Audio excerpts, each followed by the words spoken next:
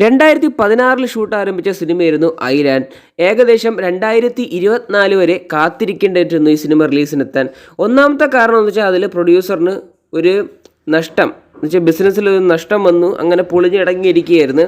രണ്ടാമത്തെ കാര്യം എന്ന് പറയുന്നത് VFXൻ്റേതാണ്. VFX പൂർത്തിയാക്കാൻ വേണ്ടി ഏകദേശം 4 വർഷത്തോളം ഈ സിനിമ എടുത്തു എന്ന് തന്നെ പറഞ്ഞിട്ടിരിക്കുന്നു. ഇന്ത്യയിലെ ബെസ്റ്റ് എക്സ്പീരിയൻസ് തരുന്ന സിനിമയായിരിക്കും ഐലാൻഡെന്നും പറഞ്ഞാണ് സിനിമ ഇറക്കിയിട്ടുള്ളത്. അപ്പം ഇന്ത്യയിലെ ബെസ്റ്റ് VFX സിനിമയായിരിക്കുമോ നിങ്ങൾ കരുതുന്നുണ്ടോ? അപ്പോൾ റിവ്യൂയിലേക്ക് പോകാം. Hello people, Deepin short movie റിവ്യൂയിലേക്ക് എല്ലാവർക്കും എൻ്റെ ഹൃദയം നിറഞ്ഞ സ്വാഗതം. റിവ്യൂയിലേക്ക് പോകാം.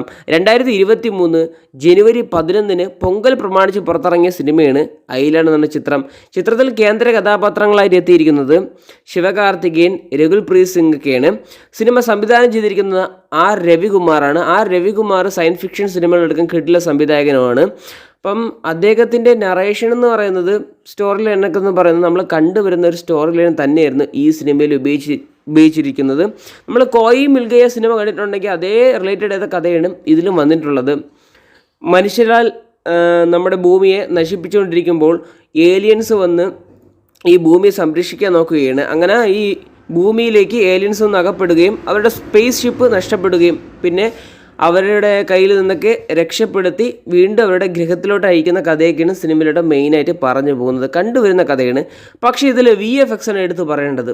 ഇന്ത്യയിലെ ബെസ്റ്റ് എക്സ്പീരിയൻസ് സിനിമയാണെന്ന് ചോദിച്ചു കഴിഞ്ഞാൽ VFXന് കിട്ടില്ല സിനിമ തന്നെയാണ്, ഒരു സംശയവുമില്ല. ഏകദേശം VFXന് 4500 ഷോട്ട്സാണ് ഉപയോഗിച്ചിരിക്കുന്നത്. ഇന്ത്യൻ സിനിമയിൽ ഇത്രയും ഷോട്ട്സ് ഉപയോഗിച്ചതായിട്ട് എനിക്കറിവില്ല. ഇത് ഫസ്റ്റ് ടൈമാണ് ഒരു സിനിമ. ആ റെക്കോർഡ് ഇപ്പോൾ ഐലാൻഡാണ് ഉള്ളത്.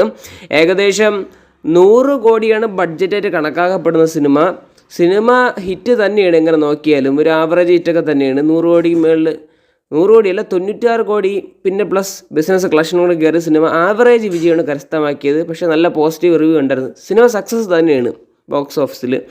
അപ്പം സിനിമ ഇത്രയൊക്കെയുള്ള എനിക്ക് സിനിമയെക്കുറിച്ച് പറയാനുള്ളത്. കിട്ടില്ല സിനിമ തന്നെയാണ്. കാരണം വെച്ചാൽ കുട്ടികൾക്കാണെങ്കിൽ തീർച്ചയായും ഇഷ്ടപ്പെടുന്ന ഒരു സിനിമയാണ് ഐലാൻഡ് എന്നുള്ള ചിത്രം. അത് മാത്രമല്ല VFX നല്ല ഗംഭീരമായിട്ട് വന്നിട്ടുണ്ട്. ശിവകാർത്തികേയൻ്റെ പെർഫോമൻസിൽ അടിപൊളിയായിട്ട് തന്നെ പറയേണ്ടിയിരിക്കുന്നു.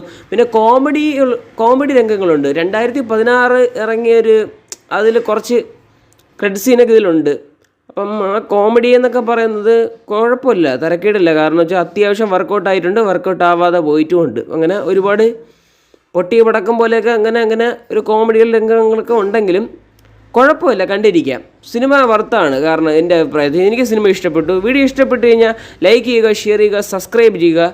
ഇത്രയൊക്കെയുള്ളൂ ഐലാൻഡ് സിനിമയുടെ റിവ്യൂ. വീഡിയോ കണ്ടതിന് താങ്ക്സ്.